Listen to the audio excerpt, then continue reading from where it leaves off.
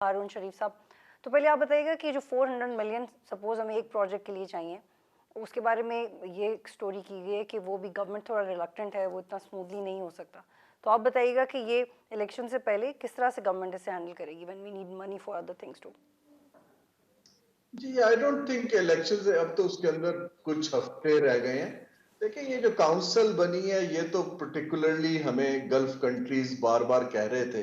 कि जी आपके लोग बदल जाते हैं, आप लोग काम नहीं करते, तो आप ब्यूरोक्रेसी को जरा स्पीड अप करें, इसको ओवरसी करें। इसमें मतुल जो इम्पोर्टेंट चीज समझने की ये है कि ये काउंसिल तो गवर्नमेंट टू गवर्नमेंट ट्रांजैक्शंस की बात कर रही है, और इनको मेरी अभी राय ये है कि इनको एक दो बड़ी रिफॉर्म्स जैसे बात की कि अगर हमने प्राइवेटाइज करना है या कोई एसेट्स बेचने हैं, इस काउंसिल को उसको ओवरसी करना चाहिए। असल चीज जो है हमारी वो तो ये है कि जब प्राइवेट सेक्टर इन्वेस्टर इन्वेस्ट करना शुरू करेंगे, उसको भी टाइम लगेगा 2-3 साल, और इस काउंसिल को रिफॉर्म, मेरी इस काउंसिल को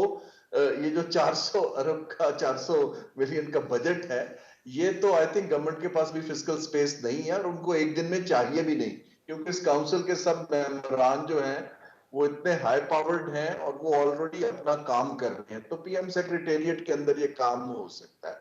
लेकिन हमारे इस काउंसिल को चाहिए कि इम्प्लीमेंटेशन के लिए एक स्पेस क्रिएट करे जहां पर